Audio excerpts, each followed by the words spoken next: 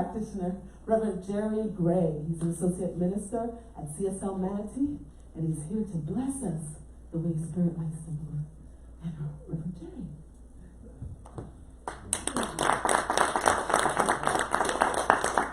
I think I'm on. Yes, I can hear me. I'm on. Before I really start, you were talking about loving Karen Drucker. Mm-hmm. One of the neatest things I've ever seen, I was at a convention, I don't know, 7, 8 years ago in Miami, and in the hotel, the bar only stayed open until about 12:30, and there were probably 60, 70 of us from the convention who were still in the bar at that time. And there were some people over there, and they said, okay, who are all you people? Now, meanwhile, all the musicians had left. And our people sat up to the piano, brought in guitars, brought in a drum, everything. Who are you people? And Karen Drucker went running to the stage, and she said, we're going to tell you in song. And we did about 5 Karen Drucker songs. My religion is kindness. I've lost the right to sing the blues. You know that one. And others. And we just did this, what is Science of Mind, in her music. The people still had no idea who we were, but they had a magnificent idea who we were. And that's Karen. She is just wonderful. We have a lot of people like that in our movement.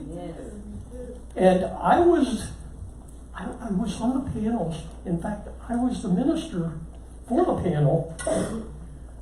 For Donna, I was not on your panel, Norma. However, well, no, come on. There was only one problem with Donna's panel, and it was a real problem, I have to tell you. Panels are designed to be 35 or 40 minutes long. And when we got to the end, and she left the room, I said, you know, the only problem is, why the heck didn't we stop at 2.5 minutes and say, she's got it? You know, that's it. That's what we want as a practitioner, as a minister, just as a congregant. It's, thank you for being who you are and for making my day just an unbelievable joy. When I talk, I normally don't have notes all over the place. These are quotes that I'm going to quote. However, I have a brother in a nursing home up here in Inverness, so I came up and he has absolutely no computer service and no printer, and I got here and I didn't have what it takes me normally to put I've got it all together, but I just don't have it neat and pretty. Let me introduce me a little bit more. It says my bio is I'm a Science of Mind minister, and that's one of the joys of my life, is being a Science of Mind minister. I have a master's degree in international relations, and it was great. I've never used it for anything. I worked hard, got it, never done anything with it. I had a huge real estate company in Sarasota, and when the last real estate crash came along in the late, not the last one, the one in the late 80s, I was sort of laying down there looking up. You know, it landed right on top of me. And I think my attitude was, I was here before, I got up, I'll get up again, I love it. So I've always had an interest in the ministry, and I'm one of these fortunate people whose family was in New Thought. Not science, not CSL, not Science of Mind, but any of you have studied old New Thought history, Emanuel Swedenborg, and there is a organization, I see a nod over here, the Swedenborgian Church. My parents were married in the Swedenborgian Church in 29, so I was brought up in this. What a marvelous ambiance. Now, we weren't real close to it, but I'll get to where I ought to be in a minute. But I'd like to tell you a quick story. When I was about 10, my parents said, come on, we're going to church. Well, church was like going from here to the other side of Orlando. Horrible trip. I mean, it's not, yeah, I'm getting a yes, I understand. So we didn't go over there too often, but my folks said, come on, we're going. We want you to hear someone. So we got there and this lady talked and she came up to me and she said, may I touch your face?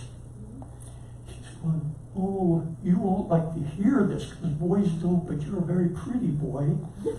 And then she said some other very nice things. And I went on my way.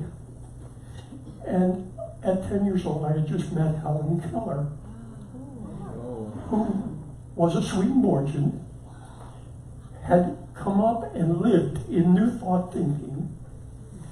And I so wish, rather than at 10 years old, I could meet her today. Wouldn't that be magnificent?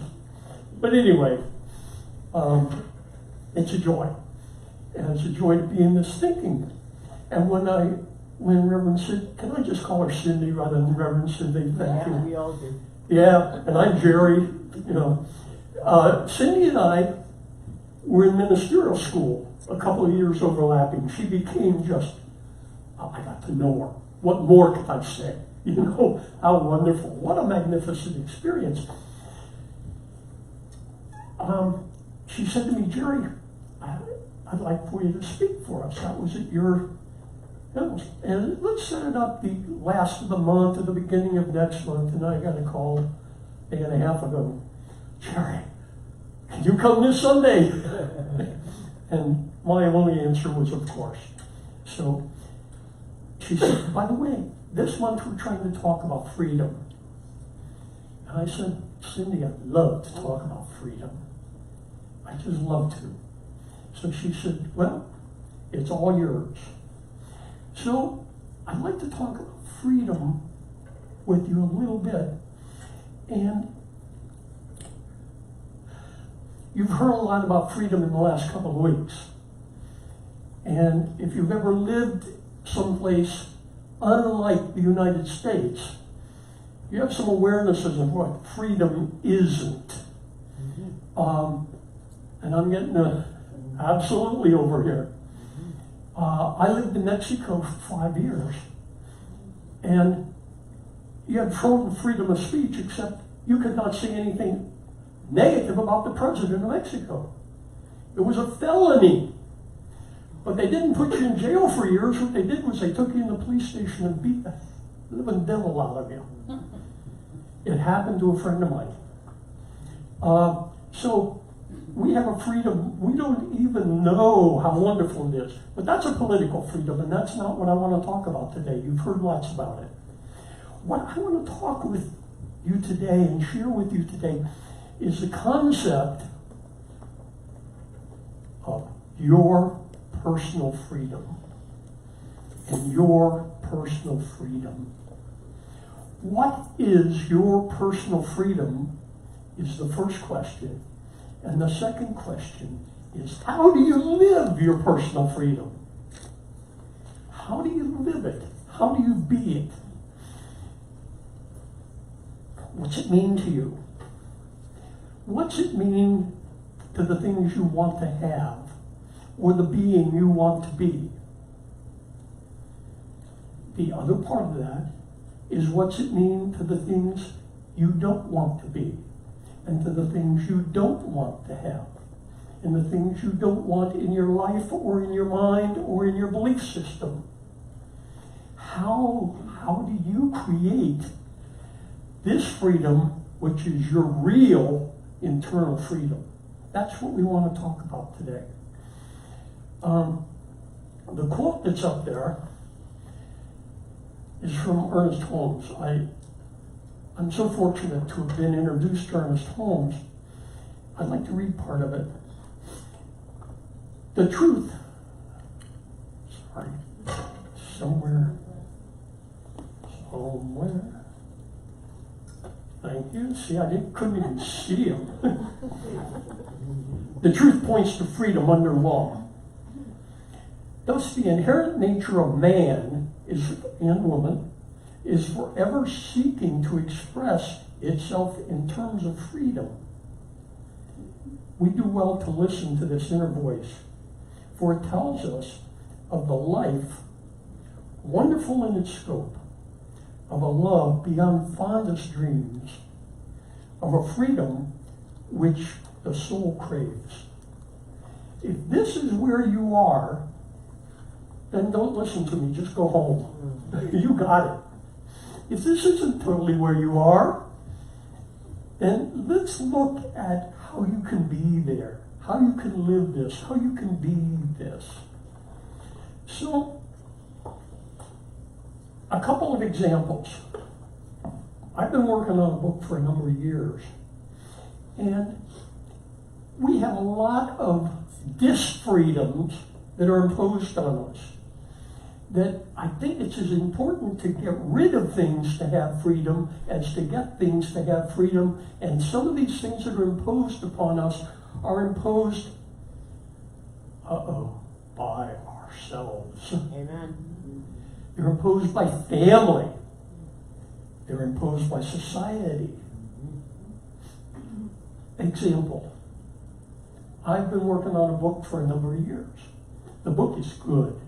It really fits our thinking, and there isn't really one like it out there anywhere. However, I grew up dyslexic. I don't know if you all know what dyslexic is. Lack of coordination. If I play ping pong, the ball hits, then hits my side of the table, then hits the floor, then I swing. Reading is abominable. Writing has been abominable. Dyslexia is a problem. Gerry, you're dyslexic. You can't do anything like write a book. I've heard it so much. I say it to myself. That's how we learn to believe things. I need to get rid of that. No, I have gotten rid of that one. I have totally gotten rid of that one. But there are some others. You can't do that. Who besides my mom have I heard that from? Lots of people. Now, I'm blaming mom, but we get lots of things from our parents. And God love parents. We all do the best we can. I have a magnificent daughter. I have an amazing relationship. But she is open enough to tell me the things where I misguided her. So, parents are parents. Who do you think you are to write a book? Where do you come from to write a book? To tell people how to think and how to be. I had the same kind of thing with regard to ministerial school. Who do you think? You'll never be a minister. You can't do that. That doesn't fit you. Another thing on the book, I walked into Barnes & Noble. Do you know how many books there are out there? Do you know how many good books there are out there? Do they need another book? We talk ourselves into these things and out of these things all the time. But we control our thinking. Or do we? Or do we? So, the next question we're looking at freedom is, what do we want? What do we want in our life? I'm going to give you all some homework. Go home and write down what you would like. What you really, really would like. What do you want in your life? Quick. Joy. Joy. What do you want as an accomplishment to go toward? Peace every day. Peace every day. For job and working. For job, work, home, family, friends. Oh, come on, say it. You want to be a minister? Yes. Oh, okay. That's what I was looking for. That's what you said to me the other day. Write down what you... Now, I'm not negating everything you said. Peace, love, joy. We're going to talk a little bit more about that in a moment. But write them down. What you want. And then what you don't want. Why I can't have peace every day in my life. Whoops. Who told me that? Where'd I get that? That's what you also have to write down, how to get rid of it, how to negate it, how to lose that.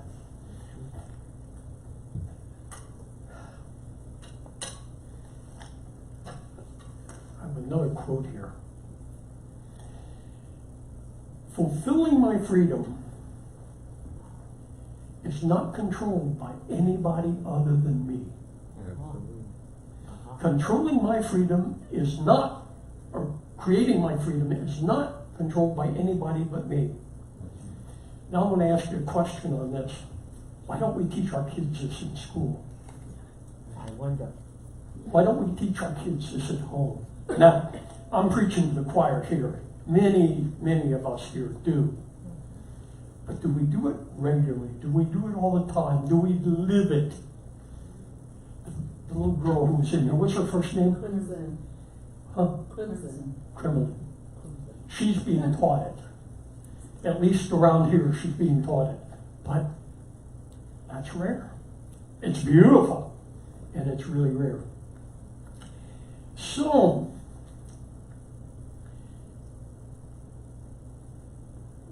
what do you want? And when you're writing this out, what you want, write it out in the form of a journal. And write it for years. Mm-hmm. For years. Mm-hmm. Get a thought, put it in. Mm-hmm. Something doesn't fit, scratch it out. Where is my freedom? Where is my life? Why can't I do that? Write in what's holding you back, and when you get rid of that, cross it off, because it's not holding it back anymore. My mother, who always said, gosh, she loved me dearly, a wonderful mother, you can't do that. You know you can't possibly do that. I laugh now when I say it. And I use it as an example, but I don't live it anymore. I cross it off that list. So, the question, what are the freedoms we want? It's the big question. Most of us really don't know what we want, where we want to go with it, what kind of freedom we really want. I want to travel. How deep inside would something like that be? I really want to travel. So, how long has it been since I've traveled? 12 years. When's my next plan to travel? See, I don't have a plan to travel again, but I really want to travel. Are you free to travel? Mm-hmm. What's stopping your freedom? What is stopping your freedom? When you put down what you really want as your freedom, live it. Live it. I wanted to be a minister for a long time. I wanted to go to ministerial school. I don't know whether, has Teresa Fiebert's been up here to talk ever? Anyway, Teresa was in my class. We were a year or two behind Cindy. Teresa walked up to me in Publix one evening. Gerry, hi there. Hey, Teresa. Now, we've known each other for 20 years. Teresa says, I'm going to ministerial school. Why don't you come with me? What did I say? Yes. Almost. Okay. Same thing. Yes. Okay. Less letters in okay. Yes. I did. Now, the neat thing about it was, I said, how do I do it? She said, well, you have to call Reverend Catherine. Okay, I know how to do that. So I found out that the courses were in sequence. I also found out that the beginning of the sequence was starting on a retreat that was coming up. Okay. You have to be there. Okay. The retreat is on a cruise. Okay. Today is Tuesday. Okay. You have to be signed up and paid for the cruise on Thursday. Okay. I did. I'm out in the middle of the Gulf of Mexico when I found out the ministerial program wasn't a one-year quickie ministerial program. It was, they've changed some things now, but at that time it was a 3-year master's program which almost everybody took 4 years. I did. 4-year master's program. I loved every minute of it. I loved every minute of it. Had I known those things, I would have found something to block my freedom. Had I known those things, I would have found something in my past, in my belief system, in what I should and shouldn't do to block my freedom. I didn't know. So I did it. I've loved it. It's been magnificent. It's been the joy of my life. Oh, the other thing I ran into, you're too old. You are way too old. My God, you can't go to ministerial school. People are retiring 10 years before you would start. I got my ministerial degree at 76 years old. I'm 78. I love it. I love it. I'm not bragging. I love it. You're not too old. You're not too this. You're not too that. You're not too anything. What if you were blind and deaf both? Remember Helen Keller? We see it. We can have the freedom if we want. Okay, let's move on a little bit. So, how do we get this freedom? How do we do it? What happens is, y'all come here and you hear beautiful messages from Cindy, from other people. Today you're hearing something from me. And you walk out and let's go eat. And it's gone like that. So what do? Well, you put a word in your vocabulary that becomes one of the bases of your life, and it's called choose. And you put it with a second word, I choose. I choose. I'd like to read a quote. And this is really strange because I'm in 3 prayer groups at 8 o'clock in the morning on different days. And one of the prayer groups I'm in, we do a lot of spiritual checking in. And one of the ladies said, Gerry, I'm going to give back what you gave me last week. And she read this and she said, you must have the intention to follow your intention. And I went, wow, that's good. Did I say that? She said, you sure did. I went, well, great. I'll take credit for it. You must have the intention to follow your intention. Yes, very important. You want to go to ministerial school? Yes. You have to have the intention to get it done. Are there people going to say you don't have the money? Are there people going to say this? Are people going to say that? Are you going to say this? Are you going to say that? Of course. Do we all have this? Of course we do. So, you have to have the intention to follow your intention.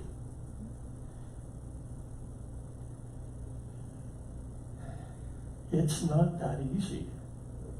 But it's you being the you that you are.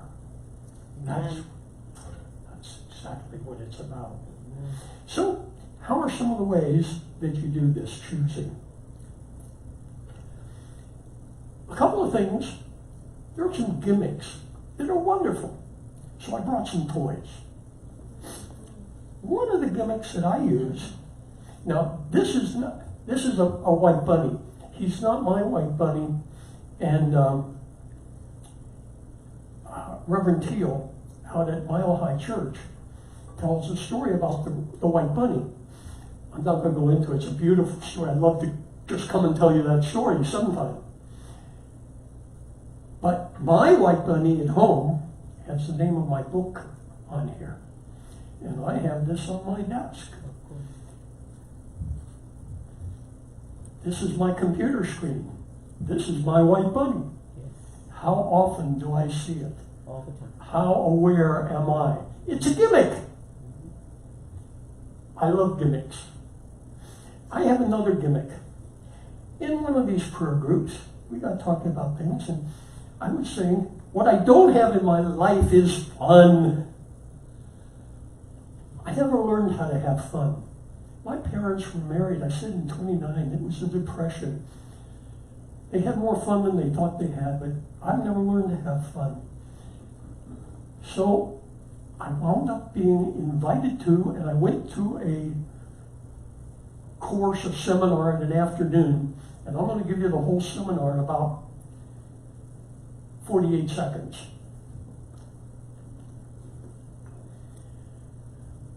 Every day, write down something you did today to have fun. And if that's not your thing, pick what your thing is. And take your thing and replace fun with what your thing is. Every day, write down, I'm going to keep using fun because that was my thing.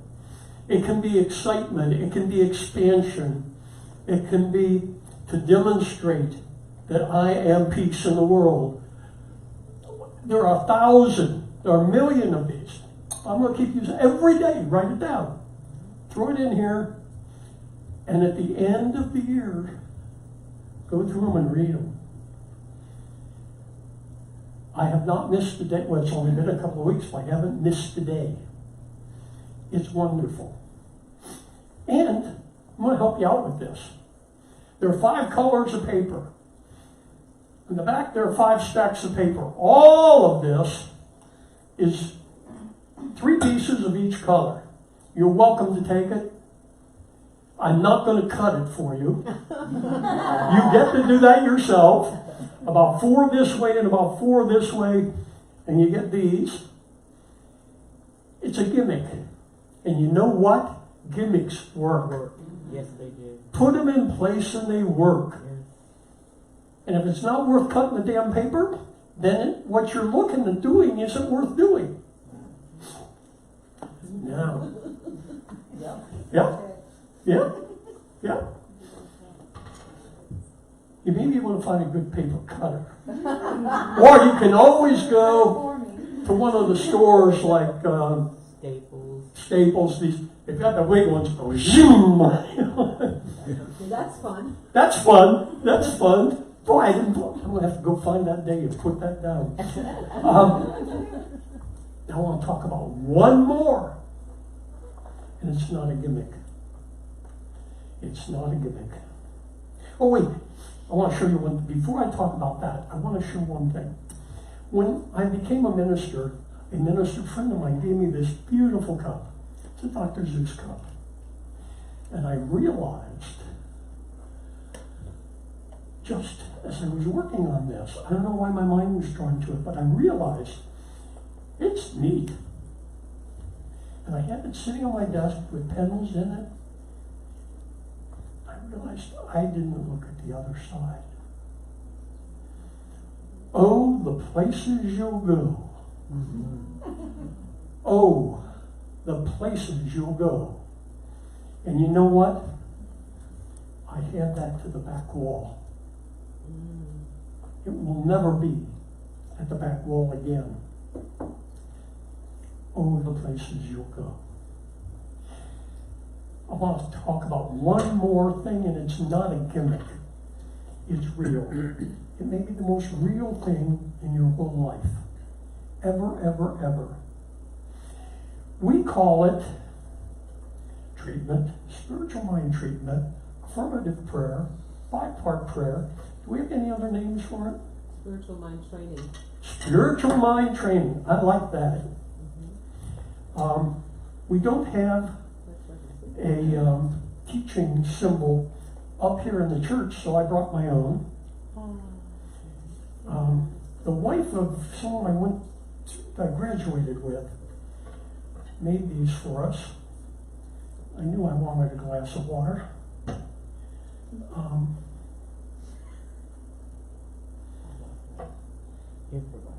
Spiritual mind treatment is the most powerful use of your mind that we have ever conceived of as human beings. There may be something better, but I swear we don't know it yet. We don't know it yet. And although this is rudimentary, I want to talk how it works because it's just fitting what we're looking at. If we're going to create freedom in our lives, we have to do it powerfully. So, this top part is spirit. The middle part is the law, sometimes called soul, but that's not used much anymore. It's called the law. And this is form. This is my car, rocks, this, my shoes, me, my thoughts. It's all form. We take spirit and we put it into the law, and it creates form. Dr. Ernest Holmes put this together. If we look at the law of attraction